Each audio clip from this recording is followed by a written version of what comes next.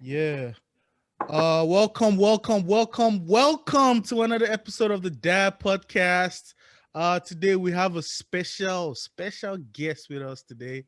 I'm your host Deji. I got aka Deja Vu. I got Bugs in the building, aka Bye. Bimbola, and we have a special guest in the building.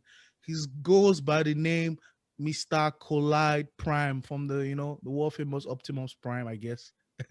Yeah, he's one of the biggest art sketch artists in Nigeria. He has done art for numerous people. Hey man, I'll what? hey man. Yeah, for celebrities, whatever artist, he's big. He's big. Like if by the end of the show, we'll give you guys, his Instagram profile. You go check it out and see what his works and everything is done. But let's just let him, introduce himself to you guys, and you will take it from there. All right, Okay, now, Mr. Kolai, what's the apple now? it's a big honor to be here. It's a privilege to be here. I hope you guys don't mind me eating. I'm famished. I never chop anything since morning. Man, Um, you gotta do what you gotta do, right? yeah, but um, okay. Let me just do like a short summary of who I am. I'm a creative person. I am an illustrator, stroke graphic artist, stroke. Yo, so can you reduce the volume? Reduce the volume. I'm a creative person, stroke graphic artist, stroke ad man, advertising practitioner, stroke creative person, stroke what else? Animator. Many strokes. They hope say we don't get stroke at the end of this podcast. A rapper. Once in a while, I Stroke go to the rapper, studio, confirm. So I have right now 12 years experience in this thing 12 since I got out years. of school. Yeah, Damn. in 2021 now. Sorry, 12 years. That's what's up. That's what's up. So We've been wait. living So this where did you where? Let's start from the beginning. When did you realize that you could like draw? Like, did you realize it when you were a kid or? Yeah, when I was a kid, everybody knew. Oh, everybody points. Oh, that's the guy. Ah, That's the okay. art. So Ever now since, Bini B now Bini B no be ability. ever since like secondary school, if secondary school, I got in trouble. They called me in front of everybody for assembly. I used my 12 leaves. This give you Yeah, those 12 leaves, exercise books. 12 leaves. I had 50 leaves exercise book. I use everything draw. I use everything draw. Like I know the copy notes. I use everything draw. My Now, popsy so they serving them now. Now, so they start. Because I remember the ones back in like secondary school too. Like from primary school. From primary school, you go down to see the talent, right? But when secondary school hits, you go down, everybody could just point out and say, yeah, now that guy, that's the dude, that's the one that can Bimbo, draw. remember the guy in our school now? What's that his Dominic, name? yeah, Dominic. Dominic always drawing, always. I think Dominic is following you too, because when I went on your grandma, I realized, yeah, he was following him. Oh, Dominic is following him. Yeah. Okay. Oh, So okay. basically, I was that guy. Then when I left secondary school, it was time for me to study something, and I put art. My uncle was like, "You want to do art?" I was like, "Yeah." I was like, "Okay, cool, no problem." My popsy was like, "Okay, like this is what you are destined to do. There's no need like trying to convince." Popsy I don't was just already get the scopes in there. No, nothing. This boy. yeah. He just look and say, "Okay, we believe God." Then them don't know whether I go make with this art where I dey go study or anything. They just believe say, okay, their orientation, the small orientation where they get, believe say, okay, in the try sha, in go try sha. Let's just believe God. You get. Yeah. My uncle on the other hand is an art collector, so he understood. Oh, okay. Yeah, You don't find a lot of Nigerians that are art collectors. What's his name? his name is Soji Adesuba. Sajari Suba. Okay. Yeah, your uncle Jassy, say all those kind of things, no day permanent for like Africans in general to My create uncle art, all has, those kind of things. my uncle has like, you know, the old, you remember your arts textbook now? Mm-hmm. Remember Bruce Onagrape, Abayomi Braba, all those guys. My uncle has like one of each of their works. Oh wow. Okay, he's a real collector. Yeah. One of the real ones. Mm. So studying arts he was like, oh, that's nice. And then like that's what he expected. So he supported me like 100%. Gave me my first laptop. So which school did you go to? Is it a school in Nigeria? Went to Unilag. Now, bro, Unilag. Now Which Unilag year you go. This guy Yeah. to go Unilag now, Bimbo.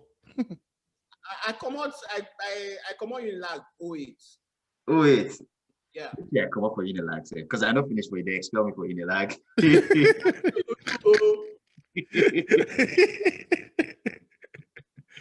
Oh, that's What they tell most people, yeah, but that really happened to that.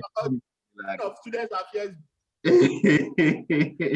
Bimbo. You don't want people to know that story, man. It's I don't usually talk about it, yeah. I didn't go expect you for people you don't be know say I go covenant. Unilag, I tell people say I go Unilag. If people don't know say I go Unilag, I don't talk about all. So basically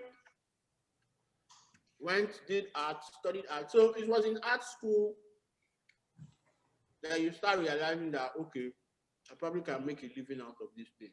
Yeah, because you start meeting other people, you start connecting, you start seeing the reason why art is kind of important. Yeah, so there's so many routes you can go. You can become a renowned painter. You get where your name is what you use to sell your artworks. But that is the value of your art doesn't really go up until you actually die.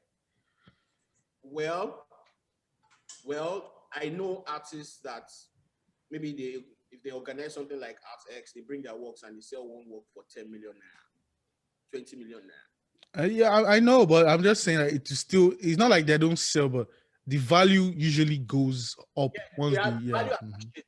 Of course, value appreciates. Value of your artwork actually appreciates. It's a niche market. It's very niche. It's very niche. People who get it, get it. People who don't get it, don't get it. Do you get? So, but then there's commercial arts. That's graphic arts. So you can become a graphic artist. Do you get? Where you do posters, you do billboards, you do normal designs. There's also industrial arts, like industrial design, where you can design products, you can design shoes. Do you get? So art itself is like really big. It's just that in this country, it's niche in this country. It's not. That's in Nigeria now. In Nigeria, it's not popular. It's just niche. So a lot of people don't get it. I think it's getting to become a thing though, because even thinking about years back, it was probably a lot worse. Not a lot of people were buying, because I see a lot of people buying paintings, investing money and stuff like that. When we were growing up, that wasn't really a thing. It was just, frame up your photograph. It was always a bunch of photographs of like family members, your grandparents you've never seen, your uncles, just in the house. But then it wasn't a thing for the people who didn't still get it. See, look, there's a niche, there's a small community of artists here in Nigeria that when you hear their name, it's not even in Nigeria here, in diaspora, like when they hold exhibitions like this, they go sell everything. Like people, like you see white people come and say, okay, let me buy this one for 10,000 pounds. Let me buy this one for 20,000 pounds. Like that's some names. Do you understand what I'm saying? Yeah. There are artists that are so renowned in Nigeria that they're like iconic names in the world. Someone like Susan Wenger. Like if you go to Osun Osogbo Groove, you see like some very spooky ass statues and stuff like that. Those were done by Susan Wenger. Susan Wenger was a German artist who came to Nigeria like in the early 60s, in the early 50s or 40s, like way back. And she met a drummer who was like a drummer for the deity, the Oshoshogo deity. And she married the guy. I don't know, they fell in love, whatever. White woman, no, but if you see her, bros, before she died, they used to call her Yeye Oshun. She was like an Ebora. Like, this is someone that was really into the art. Like, this woman was doing like 5-foot statues in the Oshun Oshobo Grove. Oh wow. Do you So she was understand a what I'm saying? she was a If you sculptor. read sculptor, renowned sculptor, like in Susan Wenger, she used to travel the world, do exhibitions. They used to buy like British Museum. That's where you see some of our works. Mm. You understand what I'm saying? So there is that community that is there. Mm. There's another community of, so that's what most painters, sculptors, that's the kind of that's the community they want to break into. Do you understand? So that when you hold an exhibition, you'll be able to sell your artworks very well. You get a lot of people who will come and collect your works as a collector's item or something like that. Yeah, that makes sense. Yeah. Me, I was first introduced to art because on my my parents' wedding, they had a friend that I think he's a school teacher, but he paints too. They have this big painting of them. That painting has always been in the house, just both of them. And I never understood it until later on. Like, this guy is an artist, but I'm like, why is he drawing this thing? You know, like, who drew this thing? But to find out that the person didn't even further his art. He's just a school teacher, but he just wanted to give them a gift, and he painted a big ass painting of them, you know, in the house. It's funny too, like the way I was introduced to art too was by my brother, who didn't kind of follow up with it too. My older brother, he's probably one of the best what are the illustrators that I know is actually really good. Because I remember when I was because he's a few years older than me, right? So he used to draw a lot of stuff for me when I was younger.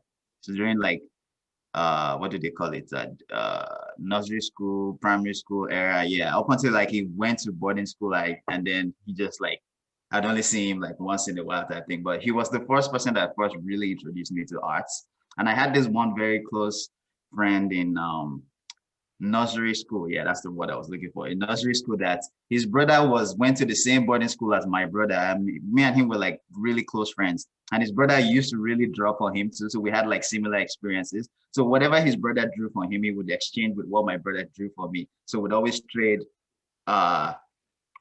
illustrations. That was how I first fell in love with arts. But then I realized I personally didn't have the talent. So I dived into other parts of like art, which is like the creative part of being an artist. I also am a filmmaker, so I'm in the arts field as well. Yeah, so me, I wanted to be a cartoonist. That's why I got into arts. How is the cartoon industry in Nigeria? Because after Super Striker was coming into prominence, it just died down suddenly. That's a very, very complicated question, but I'll answer it. Is it that there's lack of investment? Because I love cartoons, especially manga. I still watch Naruto this morning. And the Assassination Classroom. Like, I'm grown man, but I love it. It's a multi-billion-dollar industry now. Yeah, I'm watching Boruto now. So the thing is, I don't think we have an industry yet. I think we have a scene. You know, our industry is just like the music industry when you had Junior and Pretty. Okay. Just had like pockets of people doing something. Yeah, that was Tony Tetwila. Yeah, the remedies and all that. Exactly. So it's still in the baby stages. Still crawling. You get? But we're making bold steps, small by small. Like just a few weeks back, the owner of Unique Studios, who is the author of a Nigerian comic called EXO. The story is similar to the Iron Man of the Marvel Cinematic Universe and Marvel Comics. So you have like a Nigerian guy who has his own exoskeleton robots kind of thing, superhero fighting gym. Then he has other characters in his universe. he just got a book deal from Dark Horse Comics. Dark Horse Comics, they handle Hellboy, and they're the publishers of Umbrella Academy. I don't know whether you know Umbrella Yeah, Academy. on Netflix. Out of Canada. I think I've heard about Umbrella Academy.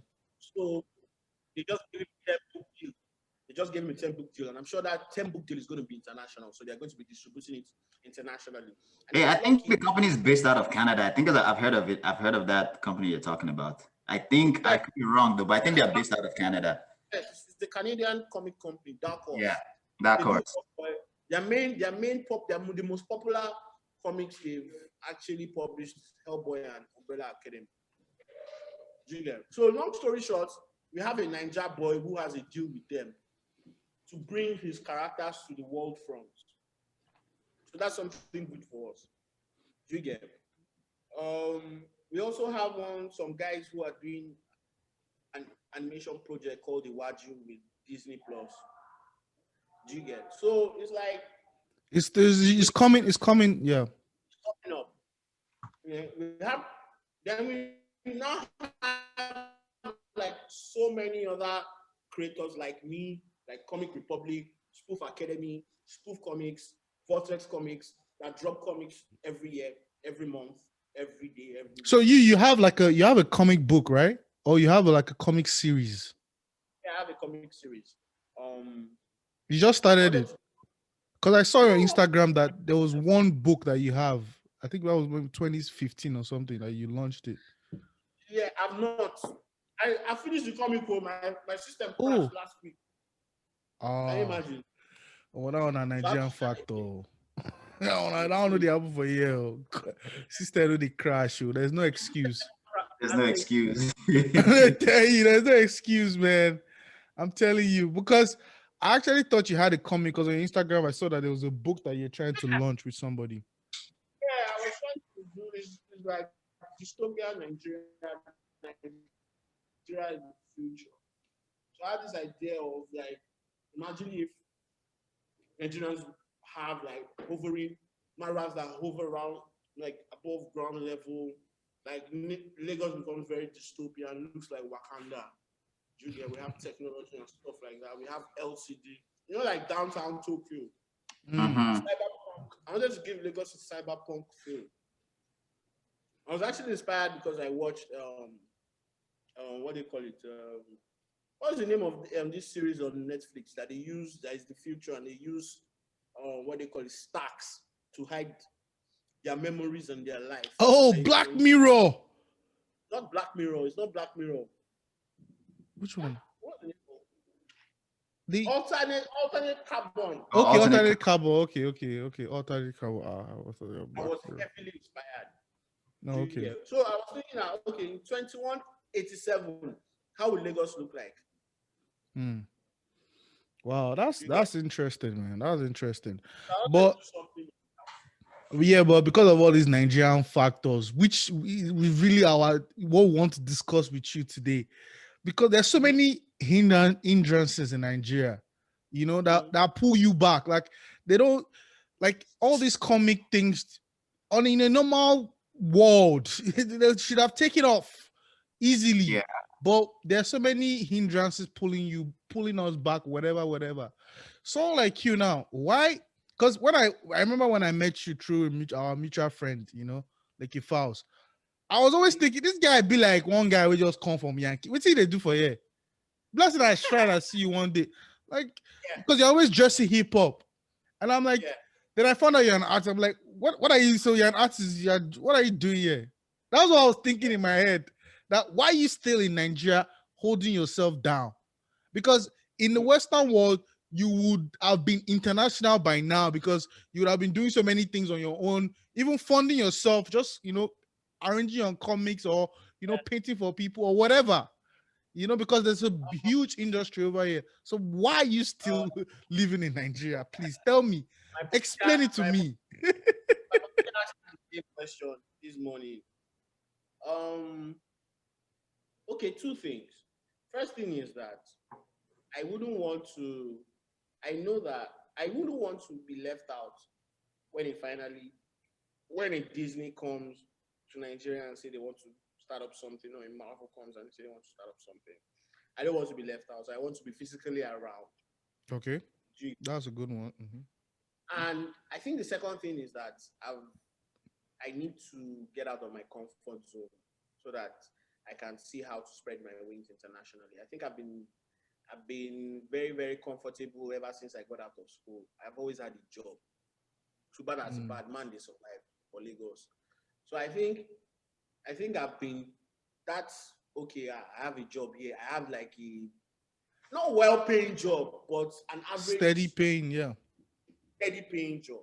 Do you get? So that thing has always it's not as if it can't be. Of course, it can be better with this corona that came and everybody is like sacking people, and people are just pulling out the rugs under. Although I wasn't affected. Do you get? I Mhm. wasn't affected. I've always had gigs in Nigeria here because of the standard I've been able to pull for myself. But the thing is, as I dey look am now, it be like say the time we say I go jackpot they come.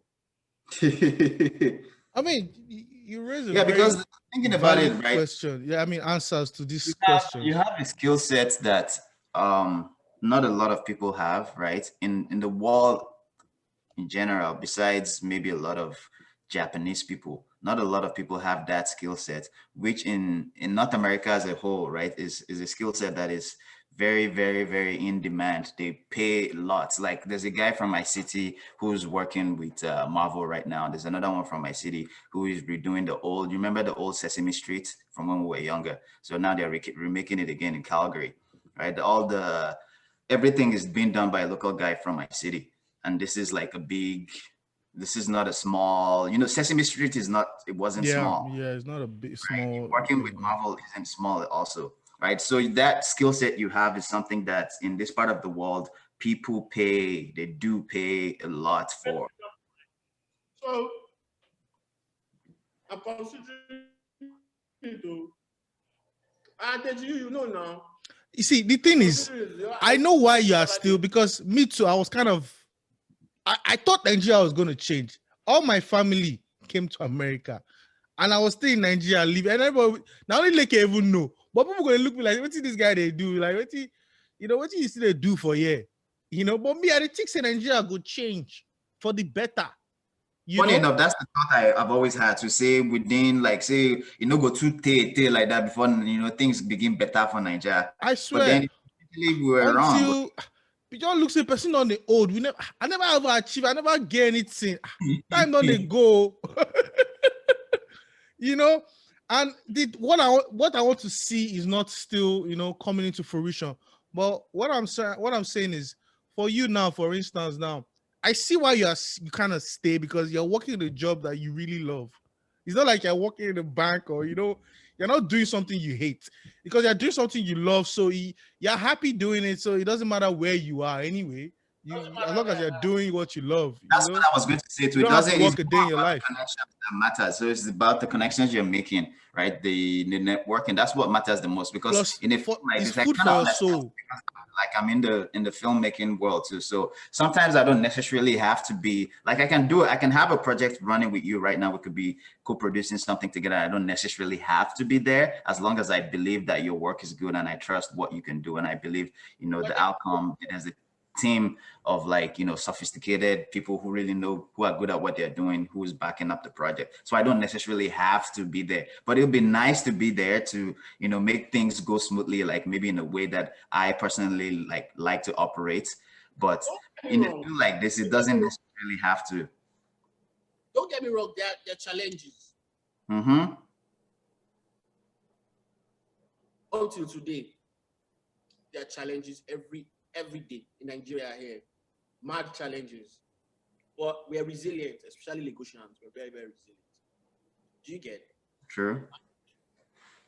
I feel that very soon, within the next 5 years, like we are going to do something significant. Like us in this industry, we're going to In the do field, something. right? Yeah. Do you get? It just takes the same dedication, the same hard work, the same consistency. Even if person move go Yankee, now Now still Nigerian content you go do now. Exactly, Yeah, right? yeah. 'Cause I have like a few Because you feature want films that I'm to planning tell on working on too. basically. Yeah, that even makes you more. It makes you more original. You know, brings out the originality and everything. Yeah. I think I once in a blue moon I draw like maybe a Naruto character, a Marvel character or something like but all my stuff is always African Nigerian. Everything always has to do with Nigeria and Africa, just selling us. That's good. Because we have to be the ones that, for so long, the Western world have told our story from the way they want to tell it. Yeah. They've showed and like showed Africa the way they want the whole world to preview Africa, which is not necessarily, it's not even not necessarily, it's absolutely false. Like everything they show about Africa is not the way Africans or Africa as a continent is. A lot of people still ask me questions like, is Africa a country? That's a dumbass question. It's a continent with Yeah, 52. like it's You don't it's ask me it's a like dumb question. Is Africa a fucking country? Like we don't walk. People still think we walk around like strolling with elephants and asking me if I've yeah. seen if I have I'm a telling giraffe. you, like till today, people don't really know. I seen They a can't lion. name five I've never seen countries. a lion before. I live in Africa. I've never physically seen a lion before. Like They can't except name I go. five countries in Africa. They can't. They can't because they're oblivious to Africa as a whole. They don't. They like. It's not like. It's just something that there's Africa. That's it. They don't care. So like when I'm talking to my girlfriend, right? She tells me like every time like before like the year 2000 and all that, right? Everything they showed about Africa, everything she taught about Africa, everything she knew about Africa was from Western TV. And literally they all used to think Africa was one big country that is just one big jungle. We walk around like looking like the Zulus from the 1700s with spears and shields and walking around with giraffes and elephants and strolling with lions and playing with, things like that. I'm like, yo, we have skyscrapers. We have way fancier houses than a lot of the houses you guys have here, right? So Yeah. you realize we're really not lacking. There's nothing you find here that you won't find in Africa as well. Yeah. Like, but the thing is, our economic power is really low. Yeah. That's why we can't really propel ourselves into the masses, the faces of, the Western world. Because plus if you we have- remember Chinua Achebe, when he wrote that Things Fall Apart there, they said that was like the first time they actually saw like an African author describe Nigeria without like a white man write a story about Africa. Because nothing he really gave, but he published the story in, I think the in UK. US or Yeah. UK or something. That's why it was big, So yeah, if you think about it, man, we have to actually write our own stories, man. It's something. That's what made Black Panther great, right? That's what made Black Panther really great. Like story-wise, wasn't like the best of the stories, but it's just because it was us telling our own story, right? It's not from a Tarantino telling a slave story or one of these big directors, portraying Africa the way they want to, or the way they want the world to see what Africa or perceive Africa. It's like we telling our own story, like new. I had a little bit of issues with Black Panther because it was still directed by an African American. I had a bunch of issues with it too. It wasn't even a little bit. I mean, it is what it is, man. Because I wasn't really, when it came out, I was already in America, and I wasn't really as excited as the American people because I was like, where's Ramsey Noah? where is Desmond Elliott? It's all these American. You say he's an African, but I can't see any African actors except Lupita. Exactly. So I felt that a lot of things could have been better. But what I was surprised that it did very well was the aesthetics. Yeah, it was great. Costumes and no, they tried. Let's give it to them. Like they really tried. Like that guy really did his homework. Like he came to Africa to actually see how. Costumes. The costumes were great. That was one of my things I commented on too. I loved because Africans, we love colors. I love the fact that they used colors because Africans, we love bright, shiny colors. We're very colorful people. We have that tradition to be very colorful in everything we're doing. They did a lot of the ritual-like things we'd always do in terms of like crowning a king and things like that, chieftaincy, all those kind of things. Yeah, those there's some things they got, incorporated into the movie. things they got right. There's some things that could be true. There's some things that were just weird. That I was like, okay, no, no, no, no, no. Do you get? Some things like what? Like the fact that Wakanda has been anyways, it's a Marvel story, so like Wakanda has been hidden from the world for so long. Like the first Boko Haram, remember Boko Haram, the Boko Haram guys that Black Panther beat up? Yeah, like the first scene, yeah. Yeah, the first scene, I was like, okay, so are you guys in Nigeria? So you are operating in Nigeria without, it was just weird to me, just left a very weird taste in my mouth in the sense that, bro, how will Wakanda be so technologically advanced like that and they will And they're hidden from the world. like that? Yeah, No. that was this guy's problem too now. That was cute. That's why people love Killmonger. That's why they love the villain. Because he's like, how can you have all this and you're hidden from the world? And Africa is in a deplorable state. But then that's Black the thing. Americans are trying to rise. As Africans that actually came from Africa has that understand how Africa works. We understand the system. We know what the people are going through. That's why we have to tell the story, not just for the fact that people who are not necessarily Africans, like Black Americans, a lot of them have never even visited any African I nation. think that was the premise of the story. I think that was the premise of the story. No. Yeah. That was just the whole premise. It was to be hidden, and that was their whole fight. I sympathize. I have this babe who is Black American who have always she's been my friend for like years. I sympathize for them because of it's not their fault.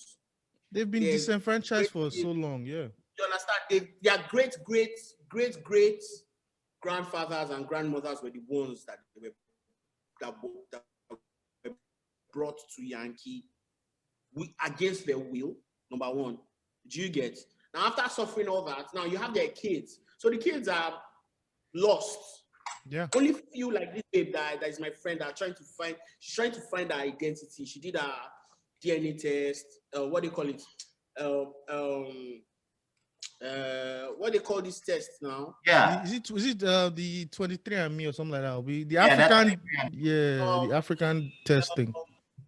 There's a particular English word. Yeah, there's a word for it. Something test. It's not. She found out that she's actually almost like 90% Nigerian. You get almost 80% Nigerian and 10% Europe, something like that. The thing is this: when it comes to sorry, let me just land. She has her own. She got her own Yoruba name. She's been talking to me. She's always asking me questions about Nigeria, Lagos, how if she comes, how she can survive, maybe if she can have a house here, an investment here. So like. Please don't encourage her. They go scam her once she land. The wolves will be waiting. I'm not gonna allow them scam her. Do you get? I've told her anything you want to do here, let me know so I can help you out. Please. Don't just talk, say you just want crayfish wakanta. Oh more wolves yakpa. They go chow, they go diva. In short, say once you land, the hot breeze will go blow your face. The taxi driver with it, you don't even know who is who. Just call collide. Exactly. So, but there are people like her who are searching for their identity. Yeah, no, I can't blame them. Yeah, I mean, for how many years? Almost 400 years. Yeah. You get almost 400 years lost. You people forget that the Jim Crow era in Yankee. The reason why Black Americans are mad is not. You can't blame them. This thing was like I'm talking about 30 years ago. Like 50 years, it's not far, 40 years ago. Yeah, it's still fresh. That is still fucking fresh. So when someone is telling me that Black Americans should just forget about this is not forget about it, forget about slavery. Yo, just 30 years ago in the 60s, 40 years ago in the 60s, Black Americans could not enter, colored people could not enter bedrooms because they were colored. They could not use certain water fountains. They could not. Yeah. It's still fresh. It's still fresh. Look at A 30-year-old man is a young man now, bro. Yeah. Look at this is going to be a good segue into like the new movie that just came out, Judas and the Black Messiah. The founders of the Black Panther Party. Those guys were 21, 20 years old. They assassinated them because they knew that these guys we can't let them grow. Those guys were overwoke. Not these Those guys were woke, man. Don't be too fake Twitter woke. Those guys. 19, 20 years old. They young, vibrant. Yes, no. That's not far away, you know. The FBI. Fred Hampton, or what's his name? Yeah, Fred Hampton. It was Fred Hampton, Huey Freeman, all those guys. Yeah. The black guys. Like the FBI systematically like wiped out, like destroyed the power of the Black Panther Party. Because they were afraid of what the Black Panther Party was doing. Like it was the knowledge, the wokeness, the self-defense, helping back the community. You know, Black people were beginning to look smart. You get dressed. Everybody wanted to become a panther. You get, because they were smart with their leather jackets and their afros. And when they speak. They know the Constitution of America. They know their rights. Yeah. You get, and the crazy thing is almost they do like this guy. What's his name? The head of CIA or the head of FBI. There was that man's name. Oh, I think he's one that started the FBI itself. The gay man. He was gay. They said he was gay. They said he was gay. What? Yeah, he was gay. What was his name? The guy that said the mafia doesn't exist. Meanwhile, the mafia was deep in his pocket. I've forgotten the man's name. Anyways, the guy who said there was a memo. There are memos, like classified document that they released from the FBI of evidence of them wiping out the Black Panther Party was a threat to them. Of course, it was a threat to them because in general, I remember his name now, J. Edgar Hoover. You gotta think about this as a whole too, right? Black people as a whole, and it was the same guy that now said that the mafia doesn't exist. Meanwhile, he was fighting the Black Panther Party. But what you guys have to realize is we as black people as a race in general, we are a threat to Caucasians. We've always been, because one, we are physically stronger. We are built. We have bigger build in general. Educationally, we're a lot smarter. We're more hard work. Even historically, we used to rule the world. That's one of the reasons. That's one of the reasons. That's why the black, if you think about it, that's why they brainwashed our forefathers for so long. That's why they were able to take us as slaves. That's why they were trying. Every time we always try to rise, or they see us, coming together as a whole, empowering ourselves. They organizing. They will always try to tear us down, whether it's they use the power of the media, they use the power of false accusations, or using politics, whatever it is. Like, we black people as a whole, a lot of people don't realize this, but people do see, other races see us as a threat. They don't talk about it as much these days because they're trying to normalize so many things, so they say, but which is actually false. But we are a threat. This pattern I've noticed, if you go back in history, right, we are, in every way, it seems like we are better. We're smarter. We're bigger. We're stronger. We're faster. Everything. We're everything. We have everything. Any kind of spiritual connections. Think about it. Go back to the history. We have connections of talking to the gods, talking to the extraterrestrials, whatever it is you want to call them. We are the ones that have the one that talk to like non-physical entities. We're the ones that have like the power. Think about it. That's why you see like. Look at the pyramids. They still can't figure out how they built the pyramids. That's why you will still see same traditions that we have in Africa. You will see it in Colombia. You will see it in Brazil. You will see it that we have. They can't. They're like, how these people think back? How? There was no technology. How did they do it? that it was built by us. That's why they said it's built by some bullshit. It's built by aliens. Yeah. I beg. But then, so basically, I feel in conclusion, I feel that Africa, we as Africans, we need to start telling our stories ourselves. Of course, we definitely do. As Africans, we need to start telling our stories. Yeah, but fine, we need to start telling our stories. But how can we, elevate these challenges that we're facing, especially in Nigeria? Look at, for instance, this is a good segue into our main topic. You were at the first occupied Lagos when Jonathan was there, right? Mm-hmm. Then this last one. I came back from Europe. Then I just finished. Oh, you went? Okay, yeah. You were in Europe. I came back now. Okay, you went to do your masters in Europe. I was supposed to. I don't go school now. Rap at the go rap. So you just go Europe, go chill. Rap, go rap. Oh my God. It's my uncle still vex for me. Say you just waste our money, waste our time. Yeah. But actually, I now went to school. I went to school to do some courses on Adobe softwares. So like I'm Adobe certified now. I'm Adobe certified in some softwares like Photoshop and InDesign and stuff like that. So that one, I did that one and I brought back the certificate to make it not be like say I don't bring back do anything. So how many years did you do in Europe? Like 2.5 to 3 years. 2 years. Okay, that's decent. Okay, so the first occupied Lagos, you were there, but the second one, I don't know if you were there though. This end of SARS. You making them pack tanker where we say the mouth of the gun be like this my system. That is everybody. The mouth of the gun big. He got pieces messy. Everybody disperse. They say, God bless you. I'm coming. I see you in a jiffy. What? That's crazy, man. Yes. Because this oppression thing is real. Deji, I'm coming. Just give me like 2 minutes. Okay. All right. Hey, okay, talking about this oppression too, like what I don't understand is... it took like a 2-minute break. Let's just continue.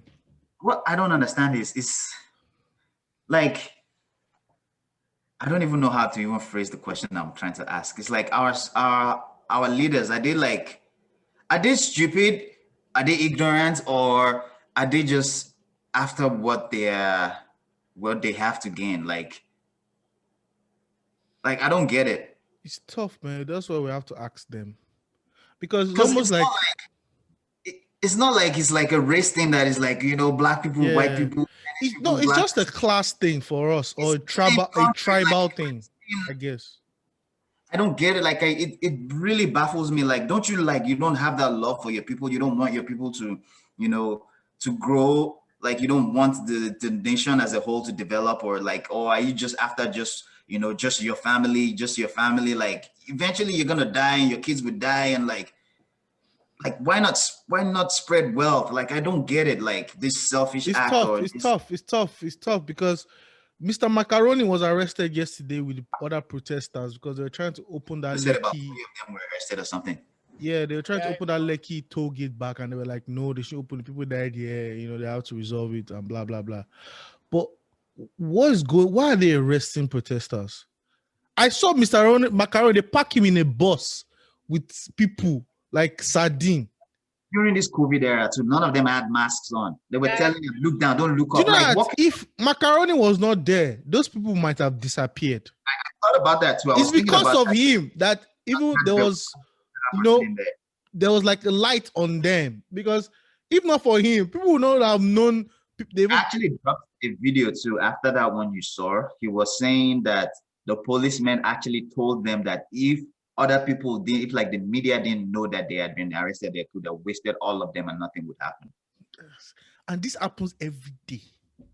In our own, it's not with a black or white issue. So how can we solve this issue? It seems like now it seems like the police department in Nigeria, or maybe it's just a Lagos thing, they kind of like have, some kind of beef for like young people in Nigeria now. It seems like on that G-codedly, they kind of like do, because of that whole toll gate thing, or maybe it's the army, but the whole defense system itself in Nigeria. Maybe it's the Air Force, the police, all of them combined together. It seems like they have a thing for young. Not every one of them. Some of them are happy of what we did. Do you get? Because the truth is that we're fighting for them too. Mm-hmm. So some of them are happy with what we did. That we put their problems to the world stage. To the world. You get, we were given reasons that the reason why a policeman would do this kind of thing is because he's not well paid and he's untrained. So it's not all of them. That some of them are actually, there's there are a couple of police guys at one particular checkpoint in Keja near my house.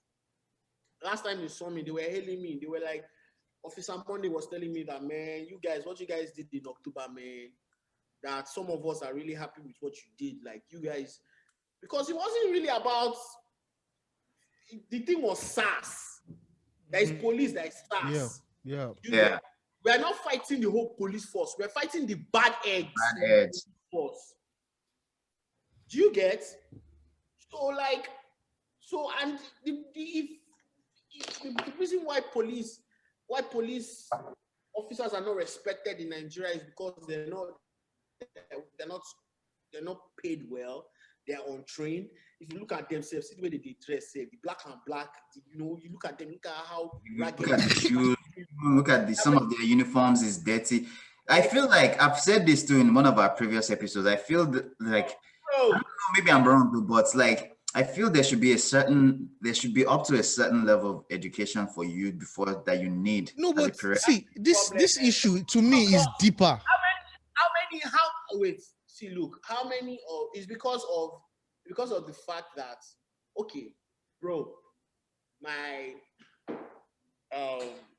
I was privileged to visit, I won't tell you how, but I was privileged to visit like the police headquarters in Abuja.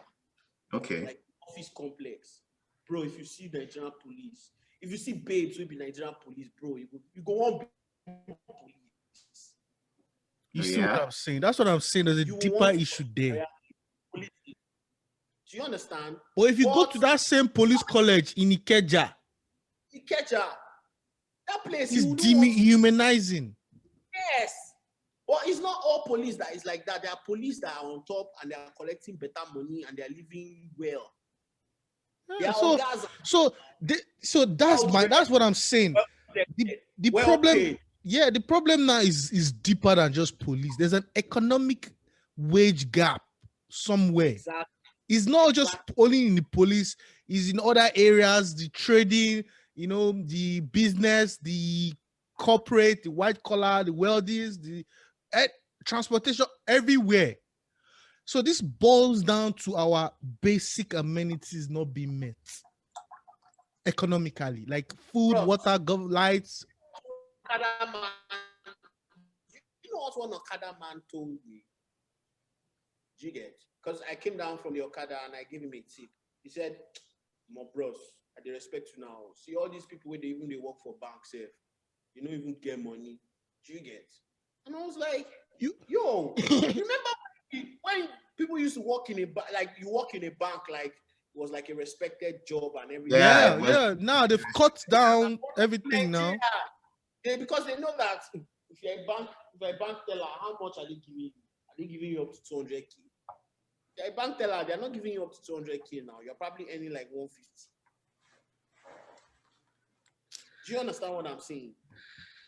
How do you want to survive with one? Plus the value of the naira. How you want to survive with 150K a month? 150K now still better money now. When I did Nigeria, how much I did earn? 70K. And some people did there, they earn 30K. So I was just this level 30K, 25K at the end. I mean, 150K. This is level of poverty that it is out. And I tell you, I thought you were earning like 150 or like 200. Now Leke was earning that amount, but I was earning 70K, guy. So I wasn't living too bad because fine, my parents they Yankee and everything. So I know they pay rent, so I get house. so I wasn't killing Okay, myself. so you You were only get? probably spending money on maintaining your car. It's just my And car maintenance. That's all. And maybe base once in a while. Yeah, but So I I feel like wasn't killing myself, but other people unko. but even outside it's the not enough, bro. outside of the monetary issue too, though, I feel like education has a big part to it because there's a lot of illiteracy in our No, police department. see, the thing is, Besides the it's not fact just there's a bigger Bimbo, you understand? There's a bigger issue. It's not just education. There's a bigger issue in terms of just the base, the fundamental things that are supposed to be happening. But thank yeah, God, someone like Dangote is building a refinery in Nigeria that will bring all our wealth back to Nigeria. Maybe that will alleviate some of the stress that we have, because power is a big issue. It's not just see because power everything is a big issue because of because the foundation is affecting education, affecting other parts of I feel the like the industry. government don't realize that if we had constant electricity and water, small businesses in Nigeria would definitely grow. A lot of small Yeah, businesses. so many things will grow. Most people in Nigeria are small business owners, right? So now they have to worry about, oh, they have to fetch water from somewhere or have somebody to bring. Like you can't run a refrigerator, 24 hours daily. Like food will spoil. You have to worry about There's so buying many gas, things that worrying about power all that those affects things. power. So wait, Kolai, what's the Power situation has a right now lot. with power? The situation Because with to me, power, that's the main thing. the situation with power is it hasn't changed much, but it has improved a My bit. God. Like, what do you mean? Like, so a bit is like Oh what? my Like God. 5 hours of power every day? Is Ah, that a oh Like, my like God. 4 hours, say 4 hours of power in a day. Ah, That's if transformer never blew, if your transformer out of never 24 blew. hours. Some places still complain that like 2-3 days they see lights. Ah, It's still the same. And then it's so funny because we supply Ghana light and Ghana has constant electricity. oh man. The reason why you are seeing power in these places because we have inverters here. Well, what I don't even understand is why Nigeria, why all African nations can't use. Do you know how much energy is you can harness from the sun? Okay, what about the solar industry? Because Yeah, that's a big thing in the I was driving Western to that. world. So that's why I said, do you know how much energy you can harvest from No, the sun? no, I just want to hear from Collide. Have you heard anything about? Okay, so my parents and my uncle just completed our family house. Like a family, my uncle just completed his family house just recently, and I noticed that he put close to like 15 panels on the roof. Do you get? So he has like 4, those big trailer batteries. He has like 4 Mhm. of that. So that's guaranteed to give him like 12 hours uninterrupted power supply, but just maybe like 1 or 2 ACs that he can carry, or 1 AC that he can carry with that. Yeah, but okay, that's fine. But those batteries, they're not. You can't But see those batteries in UK. I'm sure I did not ask him how much those units were, but I'm very sure those units cost close to 2M, 3M. But on the longer run, No, it will but save those some batteries money. are too big now. What about the Yes, one now, that they use in the Western now. world? It's just one small bar that will power the whole house. How are they doing it? And think about in here now, we have snow. So we have to worry about snow and all that because in Africa, it's constant sun. Like that's why I said there's so much energy. Yeah. It's constant sun. Bro, Is it that they're selling him the wrong battery, or they're selling him the least they're expensive selling battery? the whole unit. It's the whole unit. The one that my parents have and my uncle has is not the one that you and me can afford. Those ones, they are chairmen. Those ones, that thing is like 2M, 3M. The one, the unit he has with the solar panels and everything and the battery. It will cost you like 2M, 3M, if not 4M. What I'm saying is the one that technology you has and me can advanced afford. from that big battery. Yeah, from that big battery. Because Tesla's battery is just one like a panel. It's not like Yeah, the technology, because I think that one maybe because I feel maybe the solar technology is still a bit The thing is, we have enough sunlight in this country. we do now To have 24 hours. to have supply. 24 hours power. You know that place. You know that place in Bagada. Yeah. That is push. You know Anthony now. Yeah. Remember Anthony? Yeah. Remember that you know that Newcastle Hotel Newcastle. Yeah, that Newcastle. Yeah. That is pushed there Yeah. up to Bagada. Yeah. Imagine if government comes and they clear that place and they make it a power station of only solar panels there. That's what I'm saying now. The whole of Lagos could they get lights. I'm telling you, It doesn't even an have to be. homeowner should not be carrying a big battery. It doesn't even have to be The battery inside has of to be somewhere else, but you just have a panel in your house.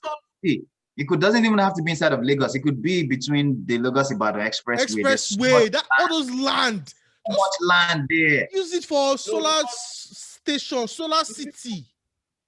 The oil mafia, the people who are selling oil wouldn't want things like that to work so that they can continue selling their diesel and their oil. Even that oil. That's one of the questions I was asking in the beginning. Is it because of like selfish interest or because of what certain people have wickedness? Or is it that they don't have the brain to think about their people as a whole? Right? Because it's like if you've been making money for generations, you should get to a stage that you start thinking about other people. You can't keep thinking just thinking about yourself and your family though. Oh man. I'm not even I see. So good line down. Let's just round up this thing. What is the way forward for Nigeria? Because there's no resolution. The art industry is not improving. I mean, it's still in the baby stages. The political industry is still, catastrophic. Economic is still catastrophic. Power is still catastrophic. 4 years ago, I left this country and it's still the same. We are still going to do this. We are going to talk. We are going to do this talk again. I'm going to come on your. Let's do this again next week. Okay. Maybe by then we don't get solution, but now, bros, Nigeria. I don't think Nigeria get any solution right now. Until maybe our parents' generation, they just disappear. They die out. Exactly. But the problem with that, Seth, even a lot of people from our generation, Seth, don't they get that similar mindset to our parents' generation? Because of look at people. I know a lot of people have been fighting, trying to stop the oppression and all these things. But after a while, when you see that there's no change, there's nothing improving, then you become forced to start joining. You know that rule of you can't beat them, you join them. A lot of people are starting to join them and not trying to beat them anymore. Like that mindset now that you still have, right? A lot of people are like, fuck it. I just go join them. If I go chop, if they go give me cut. That's small cut. If I go if I feed my family, better pass. Make I fight for something. We change. There's no young person that doesn't want change in this country. The truth is, even if the young people join our parents to do the same rubbish that they've been doing, do you get? Or no, I don't want to put it that way. Like if they still join, they're still part of their system. It doesn't mean that they can't be their own. It will still be the same way. A young person will do it the way an old person will do it. Do you get? We grew up in the age where we know what an email is. Well, that's a valid point. We understand for CBN banning the whole cryptocurrency now. We younger people understand the advantage of having stuff like that. Imagine if it was our generation in charge. There is no way anybody in our generation will say go and ban cryptocurrency. No, it's our parents that are doing all these things. At least we understand. Crypto is for the future. We understand what the entertainment industry is doing for Nigeria, for Africa as a whole. So that would be it boils down to whether we are going to be like our parents, where we're going to be individualistic and selfish instead of to do things for the greater good of everybody. Mm-hmm. So in the end, the solution is 400 years. That's the solution. We have to wipe out the whole generation for 400 and let's let our great grandkids see. It's our great grandkids. We should solve this. Great grandkids are not going to be like us, man. Forget it. These young ones are coming. Maybe I was with my little nephew, my cousin's kids. You wanted that one make she sit down. See the way she could look you. Say me make her sit down. They're not like us. Yeah, well, all those respecting is out of the window. Out of the window.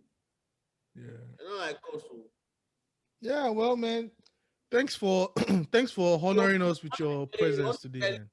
Want to be telling someone like Ife to say a car aroma. You want to tell her to talk.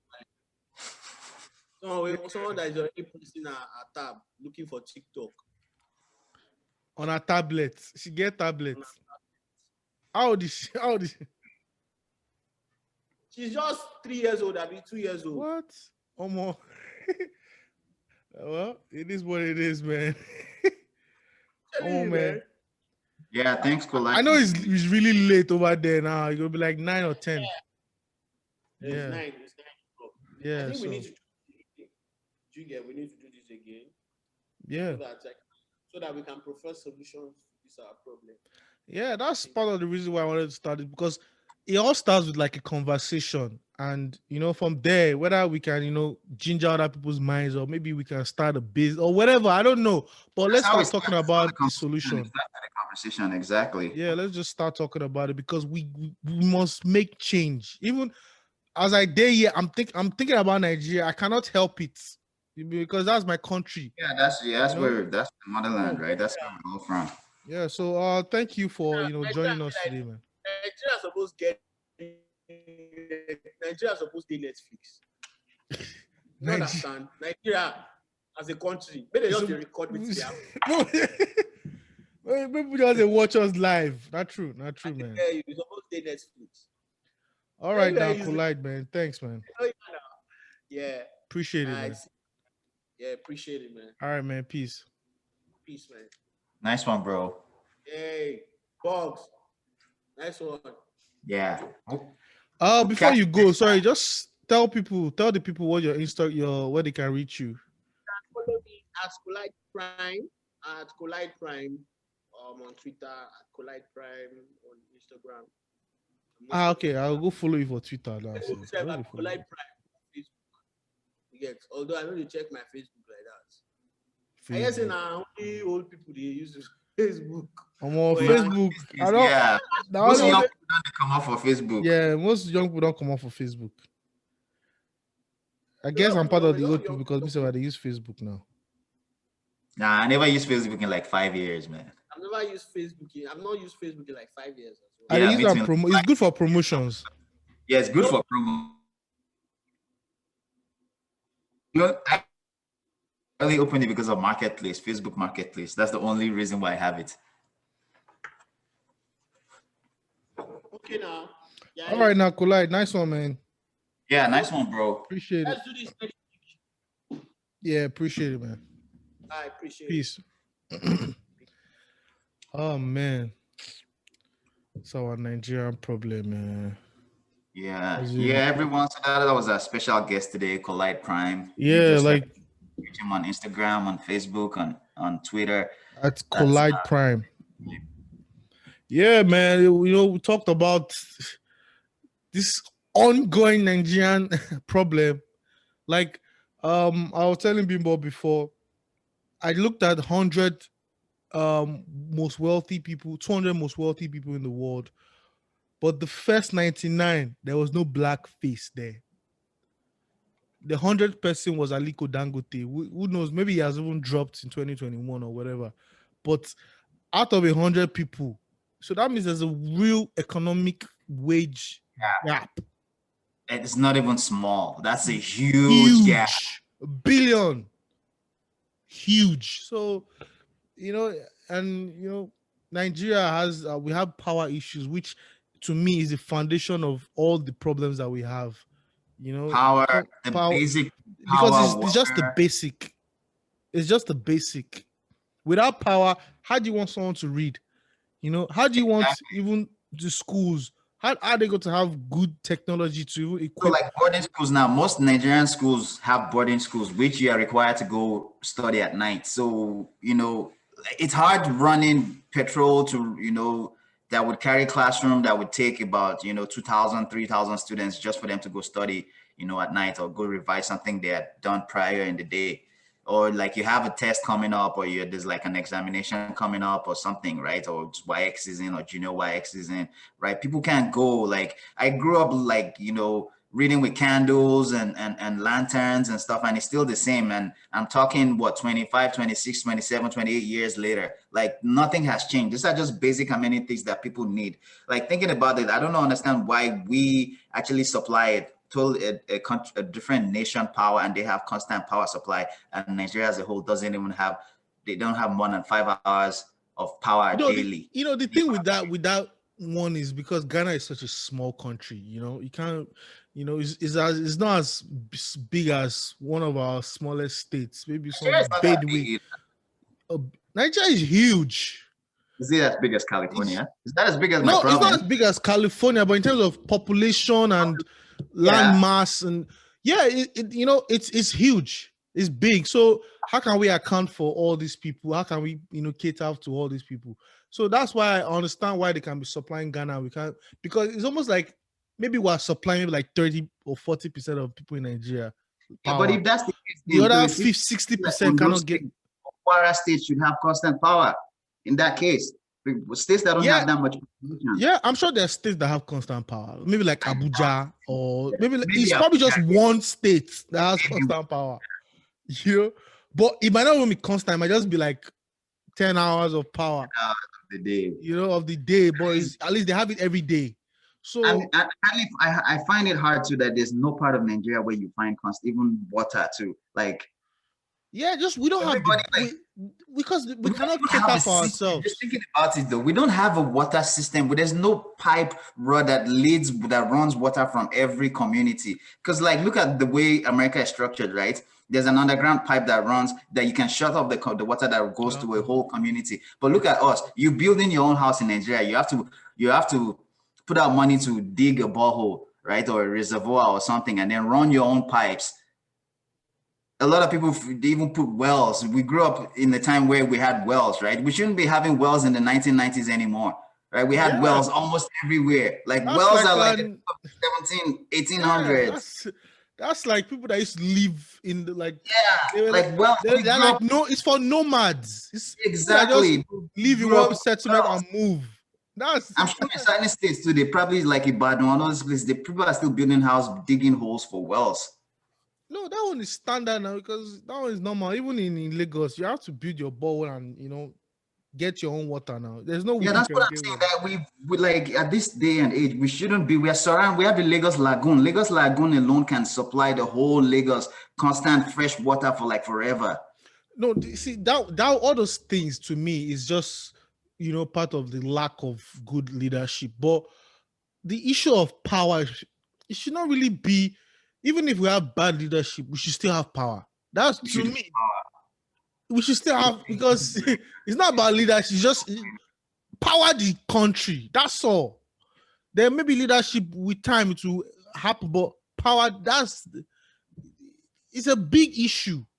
Because with power, if there's constant power, people can open their businesses. And the thing is, it's really not that hard to do. Like if they really want to do it, it's something that can be done in 2 years if they really want to do it. Because I remember, like, I think in 2011 or 2012, I think it was during Jonathan's time, he commissioned for Manitoba Hydro, which is a province here. It's they have the biggest hydro system in Canada, to come help Nigeria with their power. I think it was a $250 billion contract or something like that. Then after Goodluck left, the whole thing, I guess the other president that came in changed the whole thing again. Nothing happened. Yeah, that one is even, to me, it will not even work, because anything that works to the government in Nigeria, they will either siphon the money, or something will just happen, the thing will work, or they will stop it middle project. So it has to be a private thing. Like, even look at what Akon did with the like that's just one individual who partnered up with an organization, right? That's one individual, not to talk of what a nation itself can do. Akon lit up all the rural areas in Africa, over 153 countries. Well, what am I saying? I don't know about that, because our country doesn't have power. We're talking about Nigeria. I don't care what Akon did. I'm just saying what they could do. He didn't do it for us now. solar energy, right? I'm just saying, it's like stuff like that. Like, yeah, but they're not doing it now. That means we can't rely on the government anymore. We need somebody private to do it. Yeah, it seems like There's no way now. Even if you, because there's so much controls in place that before the money, they send the proposal, before the money goes, one administration has ended. yeah. The money was just gone. The proposal has disappeared. So, but if it's private, it moves quicker because it's a But private the thing is, thing. like, even if there was like a private entity or organization trying to like do stuff like this. So for instance, if like a particular governing body now has some kind of uh gain that they are gaining from like from crude oil. So they probably won't even approve like a project like this for a private institution as well, because I think a project like this would have to be approved by the government regardless if you're trying to fund it yourself or not. So if we think about it,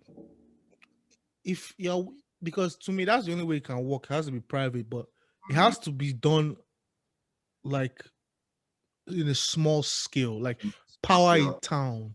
Then it spreads. Small local government Yeah, first. then it will spread into the whole, city, and maybe the state just has constant. People start hearing that there's a state that has constant power, or maybe Even one if of the like 10 hours a day, that's good enough. Like, no, we don't want good enough. We want excellent, 24 hours. So that because if it's just 10 hours, people will be like, oh, it's not. But imagine a state has constant.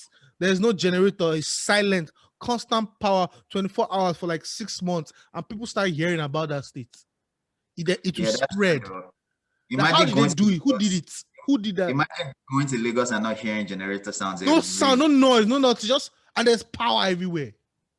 So it has to start from a small scale thing.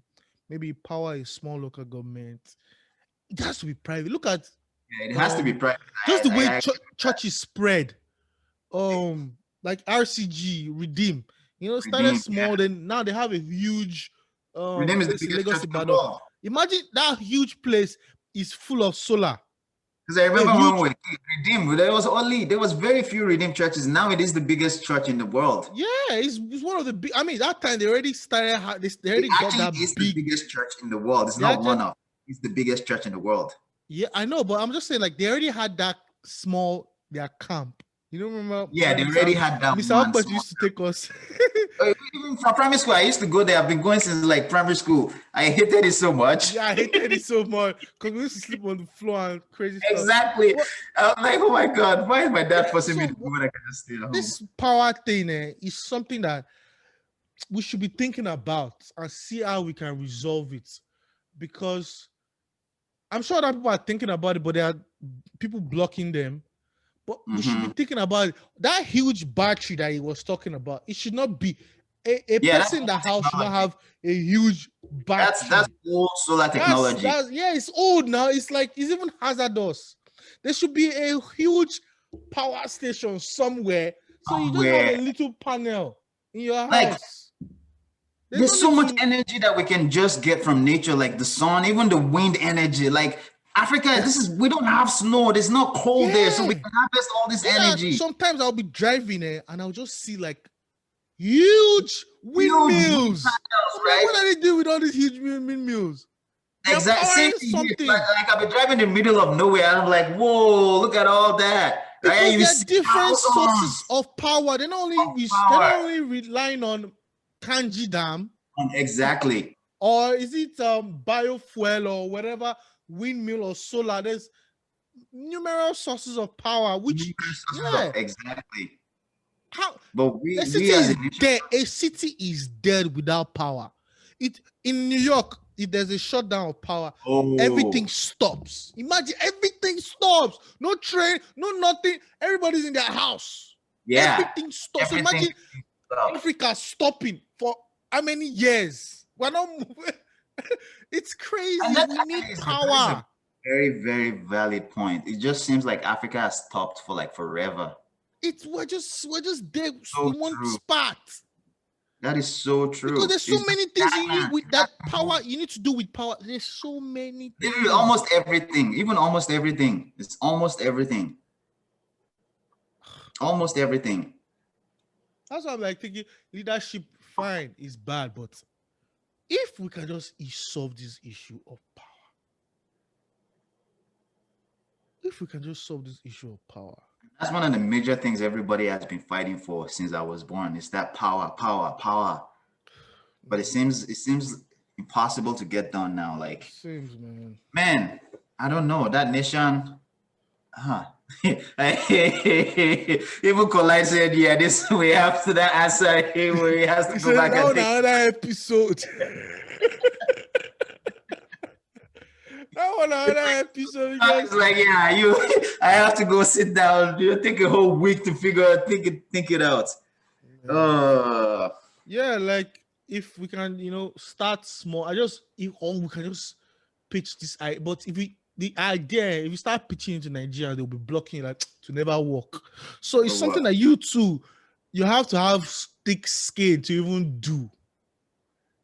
It's a problem, man. It's a problem.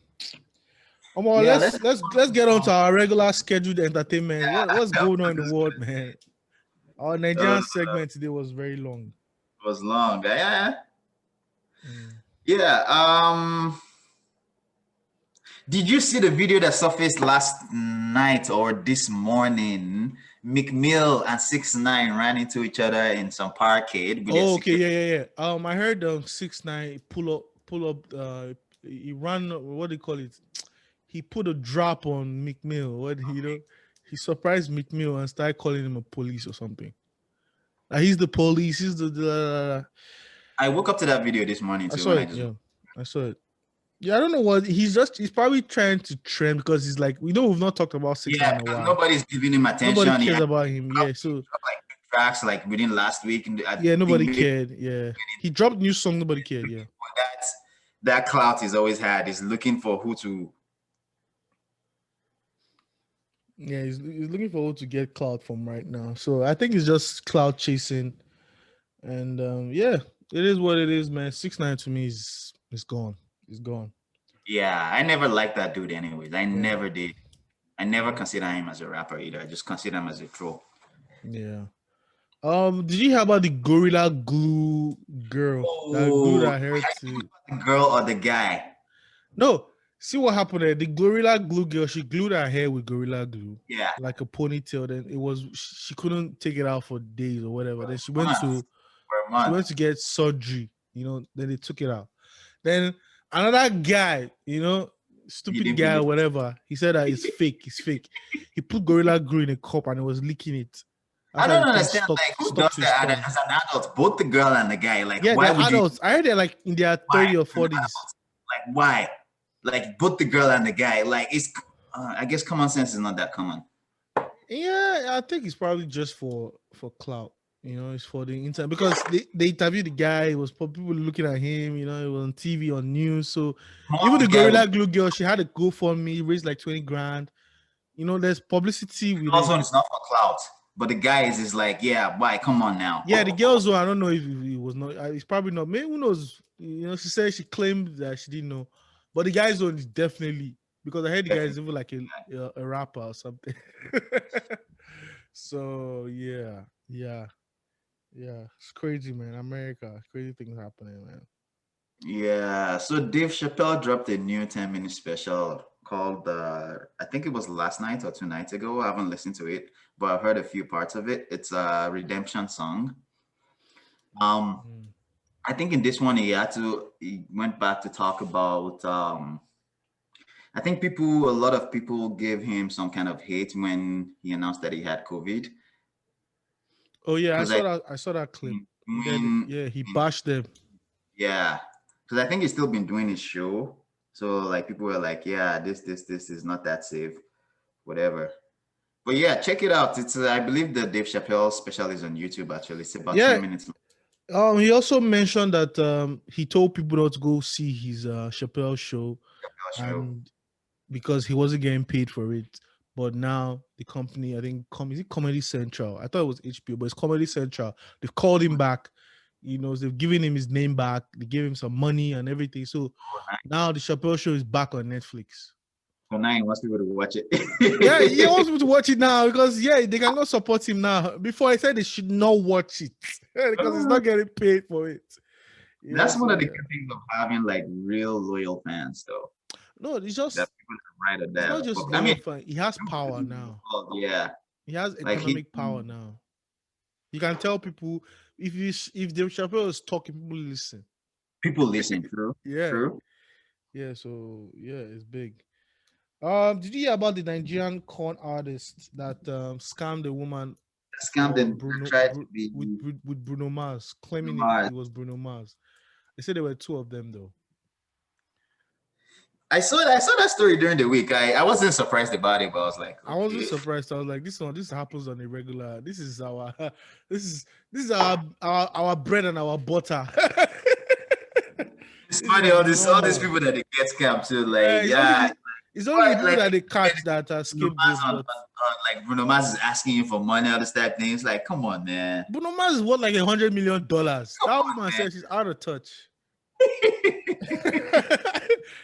I'm Yeah. a celebrity. I met Bruno Mars. And I heard the scam happened on Instagram or not even Facebook. He said I'm gonna be the model in his next video. Oh man. Oh crazy. What else, man? Justin Timberlake finally apologizes to Britney Spears and Janet Jackson after many, many, many years. For what? For breaking up with them or what?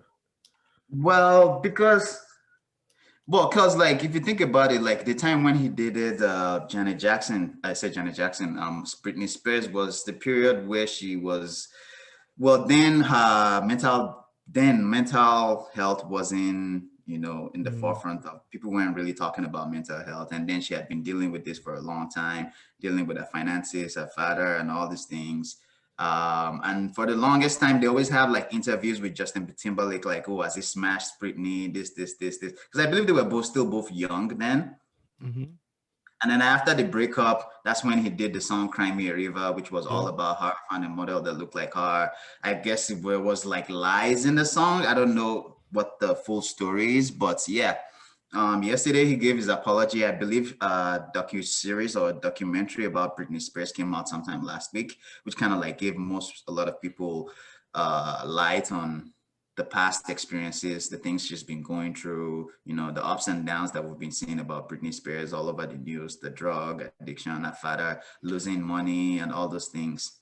And also with the Janet Jackson thing, I think was with the part where he pulled where they were on stage. The boobs thing where he pulled her bra. Because after that, then that was when it was after those two incidences, Justin Timberlake really blew up, right? That was after Cry Me a River, all that album, and he did really good for himself. He never really said anything, never apologized to Britney or anything. Yeah, because I remember watching one of Wendy Williams' shows, and she was talking about. I mean, she had an interview. You know how she always backs up like female artists that she likes, right? She was going to interview Janet Jackson, and then she started dissing Justin Timberlake, this, or whatever. It was because of but I guess it is what it is. Yeah, man, his career is like almost over now, so Yeah, because like I used to think he would be that guy that would really, really be here for like the longest time, but apparently he just kind of like faded off after his marriage or something. Yeah, I think the black community stopped, stopped supporting him, so that's probably what happened to his career. I think what it is was mostly black ladies stopped fucking with him. And it is when ladies stop doing something, guys tend to they stop fucking with you, man. Stop. Actually, I thought Britney Spears, forgive me, but I thought she fell off the face of the earth. Like I've not heard anything about Britney Spears in forever. I didn't even know she existed. Her dad took over all her money, ran all her estates. Like she doesn't really have access to her money. Her dad controls everything. She cannot. Mentally, she cannot do anything. She cannot control herself. So how will she control her estates? Somebody had to do it for her now. No, yeah, at one time she was together. The world, though. She what? At one point, she was the biggest star in the world. Of course, but that's she was the one before Beyonce, right? Yeah. Yeah, she was the one before Beyonce. She was the pop star of the world. Dr. Dre was spotted with Omarion's baby moms. Oh, really? Yeah, April. And you know she was fucking with Omarion's bandmate Fizz before.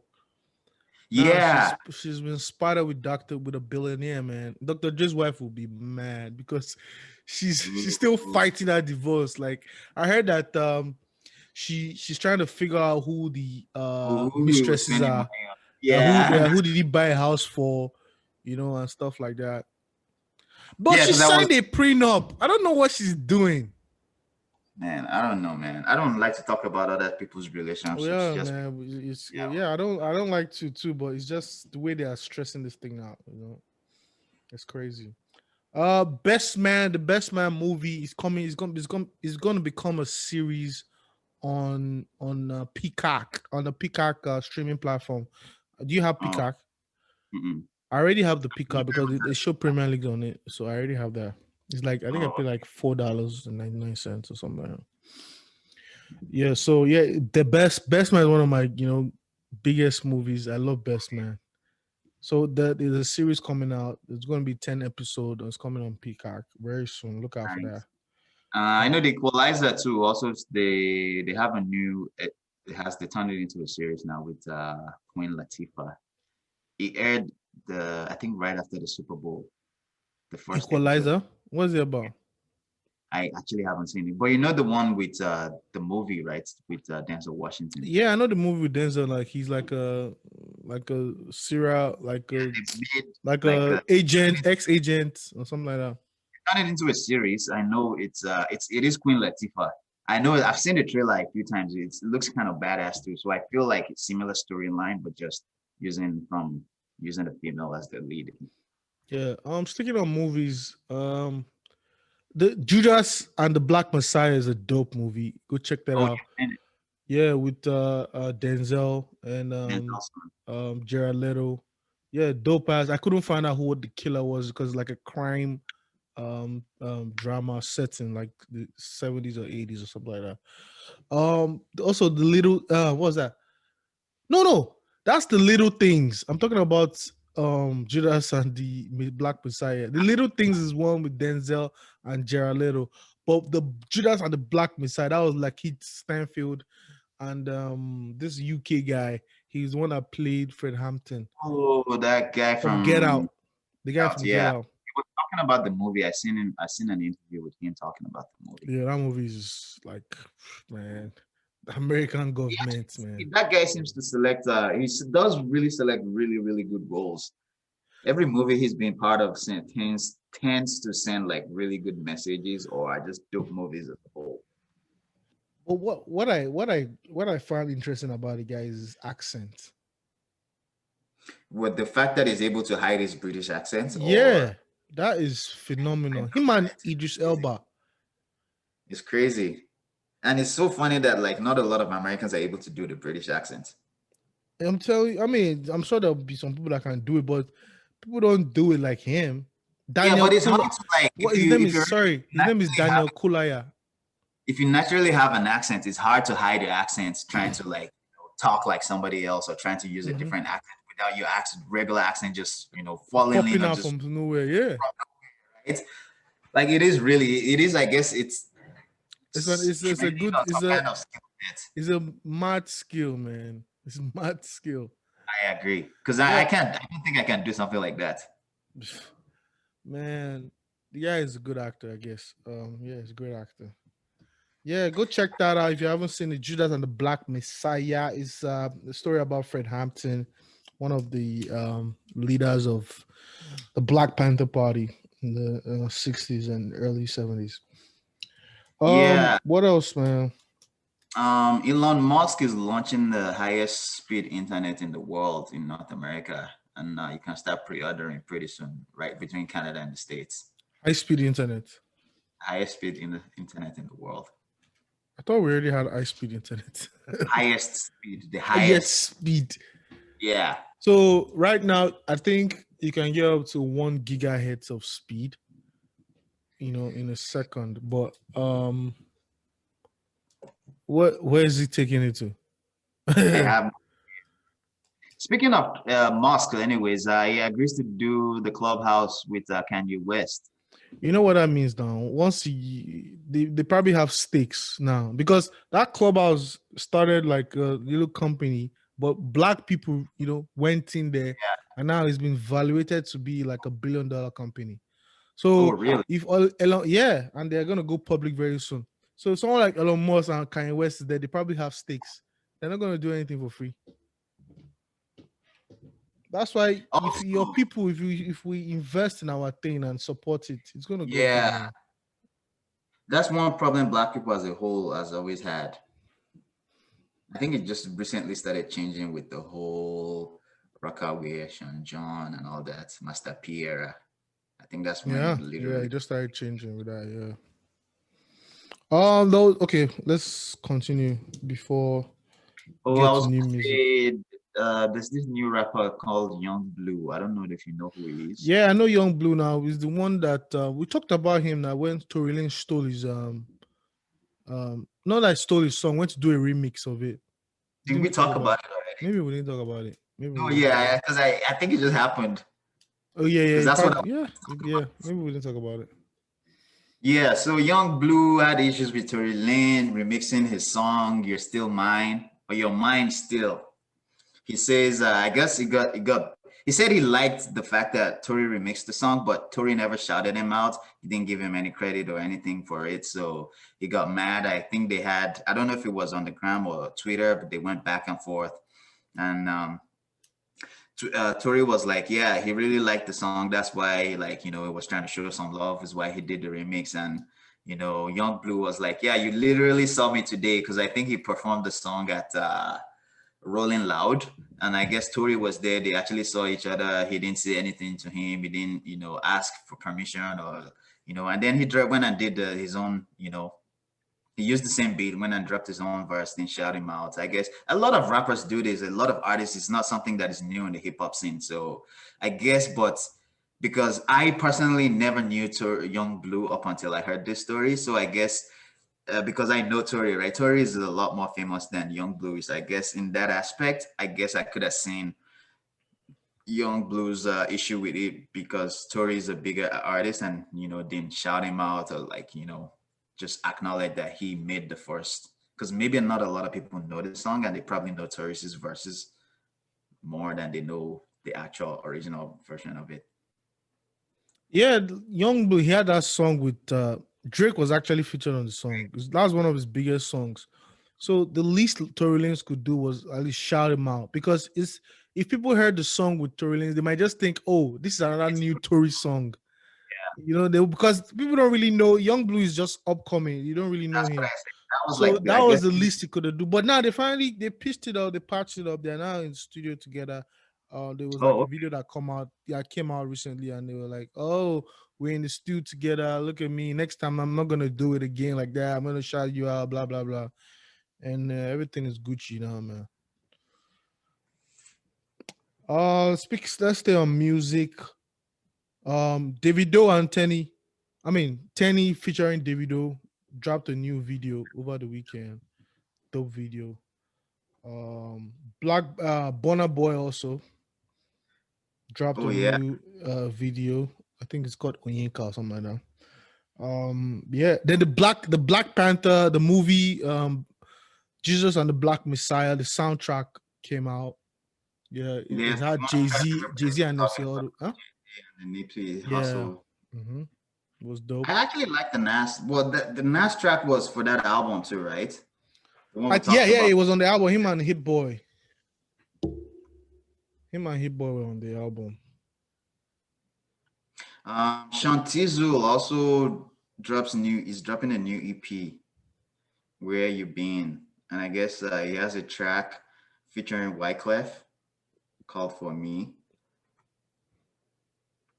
Shantizo, hasn't he fallen off the face of the earth? Fell off though, because I thought it was, I felt like, I think I said it too. He's one of those, I think he might be the only person that got that, what's Next that rated. new, The next next rated. after that, he did do well, but then after a while, nobody just, for at least maybe 5 years now, I don't think I've heard from him. He probably had like label issues too. Probably. That's usually the problem. If you have a problem with your label, they just freeze you out. Yeah, also still on new music, Nigeria Easy releases his debut EP, Love and Vibes. Who is Moeezy? Good question. I don't know. He's a new artist. Oh, okay. Also, there is this new artist too that I've never heard before. Her name, she goes by Tai. She dropped a new project as well. I listened to the track today. It's pretty dope. Felt could have been better, but yeah. Okay. DJ Kopi and Fireboy DML they're an item. I saw a Oh, picture really? on Twitter. Maybe maybe it was staged because of our sister with Mr. Easy. It's easy. But it looked they were they were like wearing robes and in the room and just did some photo shoot there. I'm like, okay, is this something or is just a shoot or for a video or something? There's also this new music from I think it's one of Naira Marley's new artists because it's from Nigerian music. From the artist called Emo Grae. The track is called Listening. It's actually a dope artist. You guys will be hearing that at the end of the clip, but that's my sleeper. That's your today. sleeper. Okay. Yeah. What else? Staying on music too. The Rock and Roll Hall of Fame. Fela Nikulapo, our Baba G for Nigeria. Yeah, our very own Fela as is part of the nominees alongside Tina Turner, Jiga, Jay-Z, LL Cool J, the host of other acts. He's along those lines. Along those lines, he's about to be inducted into the Rock and Roll Hall of Fame. But I'm thinking, why is Fela there? Why are they putting Fela there? Because even hip hop should have his own Hall of Fame. I don't understand why. Afrobeats have their own Hall of Fame. Fela should be number one, the first. Like, there's no way, there's no disputing that one. But why is he in the Rock and Roll Hall of Fame? But it is what it is, man. Well, it is what it is. He's looking like Fela will probably, I don't know how many people are going to be nominated because Fela is like number one. Because people are voting for him.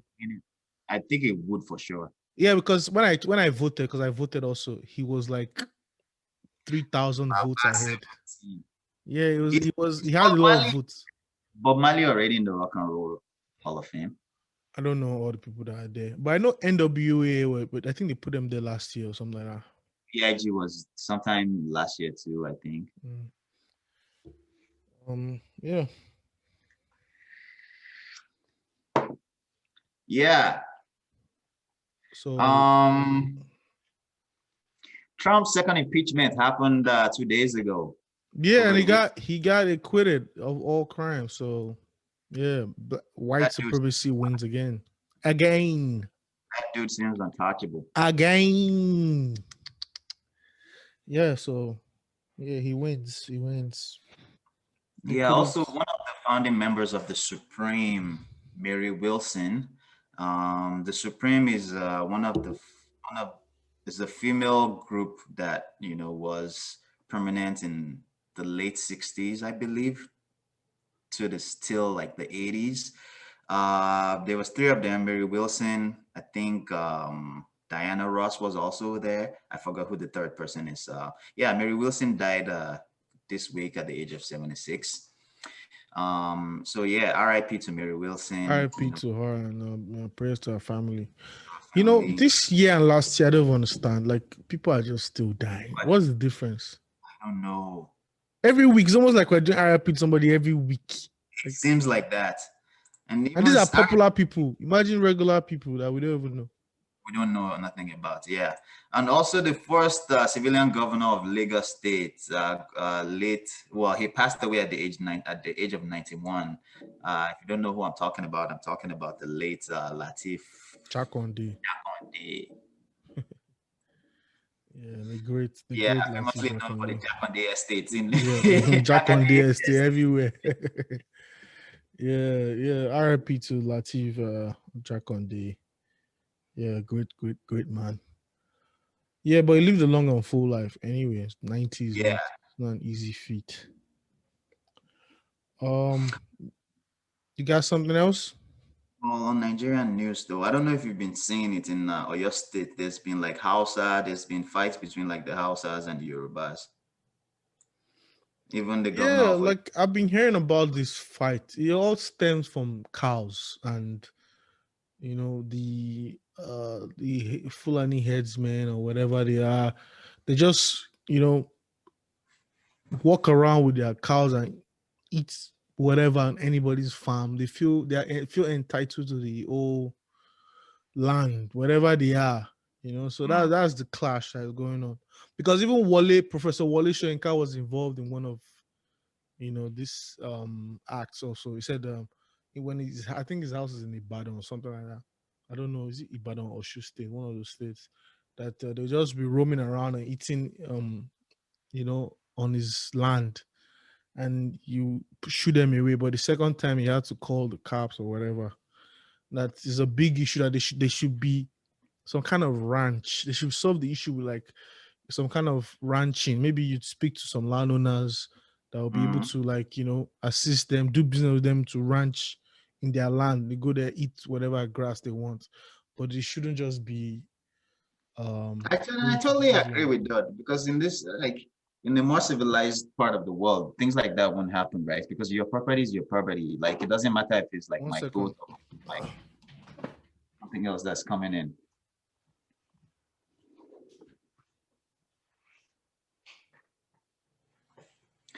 Yeah, so I don't know. That's that about the whole Nigerian thing, man. It's crazy the kind of fights, We're from the same nation, we're the same people. We should stop fighting each other, you know.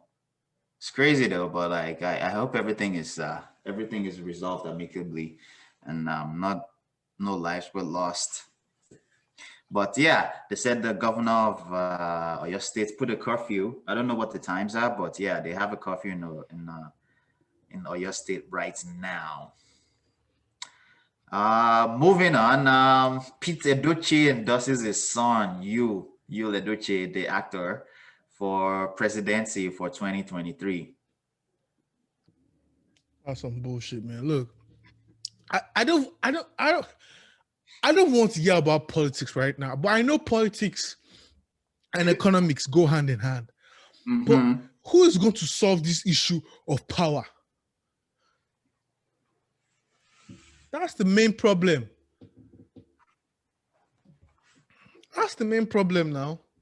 Because no matter what we do, whatever, if that issue of power is not resolved, Resolved. we can never stand on our 2 feet. Never.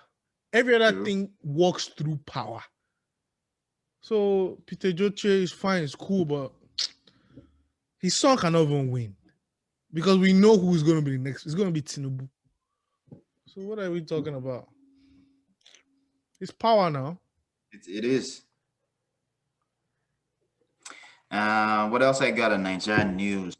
Kamaru Usman, Yeah, the he UFC, retains his welterweight title. yeah, the Nigerian UFC fighter. He knocked out Gilbert Burns last night to retain his welterweight title. So shout out Kamaru.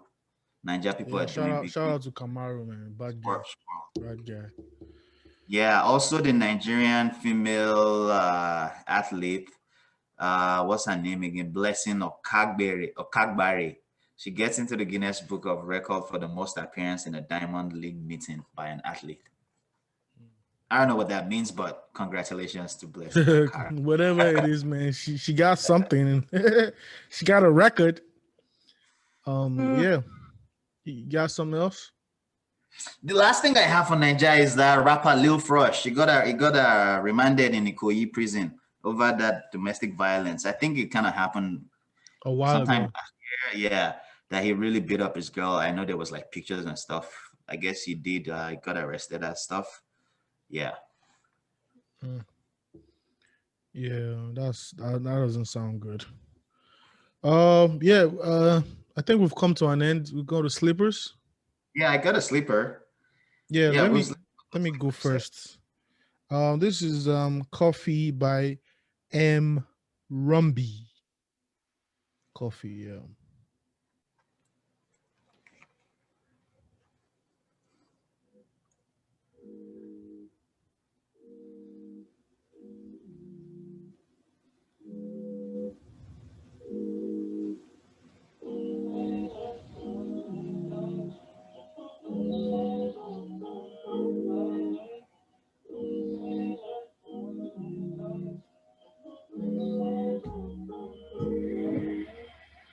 out, see my whole hair straight. What's for dinner? Been a minute since I ate. Great talent is great. Feeling over on my plate. Tessellate my words in a pleasant place. State your purpose, loud to heard us. All wanna be a part of this fuck. It sucks, but I'm just trying to be the head honcho. Why would I want to? In love with the bent and broken D. Jolly open crack stack. If you call us aside my way. Hey, babe, come play. In the streets say you can be a great brother. You're in luck. I'm the one cause I'm a sucker so fun. Yes, fun is like no other. So no other and no one in a collar. I'm caller.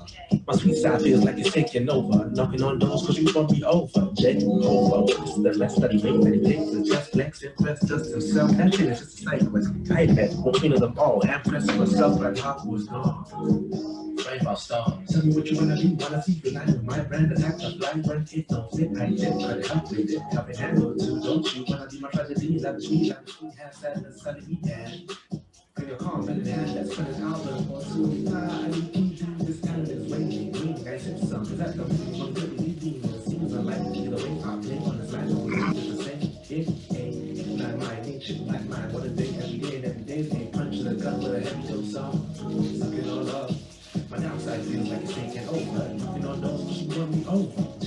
Hobo, just to the left and move that J. Now he's the best dressed, they ain't no coming to prove that. Never rub the best from get that, get it down. But his feet can't touch the ground. But his feet can't touch the ground. I'm the Betty, I'm the beast, I'm the one. I'm the sheep, I'm the unso son. You became when his feet white lies, clean black lies, drop it like black flies. Covered, that's a crabs in the budget. Straight up rap, man. That's Coffee by M. Rumby, SoundCloud artist. Yeah, so my sleeper for today is from an artist called Grae.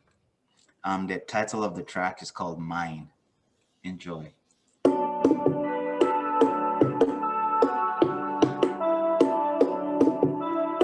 one is slicker.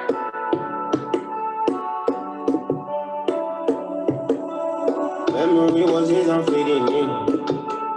Thoughts and feelings started giving in. Cause I thought I saw you in my dreams. But then I could feel it was real. Season after season, still they fall for you. Reason after reason, still go stand for you. Nothing with me, I know fit to do. Smoke some cigarettes if you think you're cool. Baby, you know say I go try my best to give you everything in life. Oh no, you find me my lost son. I'll be your saint forever, mine. Baby, stay. Cause you're all I need. Don't you ever leave. Say you stand by me. Baby, stay. Cause you're all I need. Don't you ever leave. Say you stand by me. Girl, you got me sprung. I'm drunk off of your love. Ain't no other person that could take this feeling up. Girl, you got me sprung. I just can't get enough. I just wanna cuff you, baby, love you all night long. Kokoro, you find me just believe. You're the song that I sing and the air that I breathe. You're my oxygen. Anything you want, see I go keep. Even if I have to stay, I go bank if you will take me go prison. Maybe you know say I go try my best to give you everything in life. Oh no, you find me my lost son. I'll be your saint forever, mine. Baby, stay. Cause you're all I need. Don't you ever leave. Say you stand by me. Baby, stay. Cause you're all I need. Don't you ever leave. Say you stand by me. Yeah. That was Mine by Grae. All right, Emo Grae. I'm actually I like the way most Nigerian artists are sounding now compared to 15, 20 years ago when everybody sounded alike. Nigerian artists now are starting to, tap into other genres of music, not just the whatever is before. It just used to be maybe 3 different beats and everybody would remix that beat. It was all, everybody sounded alike at one particular point in time. But I'm glad now there's different sounds coming from Afro pop. Afro beats or whatever. And we have a lot of artists now that don't just say nonsense anymore. There was a time where it used to be like 5 words in one song that you just repeat 5 words Yeah, like. yeah, But now there's like, people actually really have like good lyrics in their content. yeah. It is. It's definitely improving. It's definitely improving. All right, guys, we've come to an end of another episode of the Dab Podcast. Episode we didn't even say the 25. episode 20. Thank you for listening to episode 25. We didn't say this in the beginning, but it's episode 25. It's been a great one. We had a special guest, Kolai Prime, a graphic artist from Nigeria. Came to talk about his background and things that are going on in Nigeria. Yeah, it was a good one. Hope you guys enjoyed it. Bimbo, any last words? Yeah, same last for me. There's enough love to go up. There's enough love in the world to go around. All you have to do is share. Yeah, so just remember, life is a series of moments. These words are not my words. The words that came from Joe Budden. So Joe Budden is like a model of me in the podcasting game. So these are his words. So life is a series of moments, and moments pass, but let's make this one last like it's all that we have. So yeah, thank you guys for listening, and I bid you guys adieu. Valentine's Odabo, Day. Odaro, happy Valentine's Day. Everything. Bye. Don't forget to subscribe, like, share, all that good stuff. All the good stuff. See y'all next week. All right, man. Peace.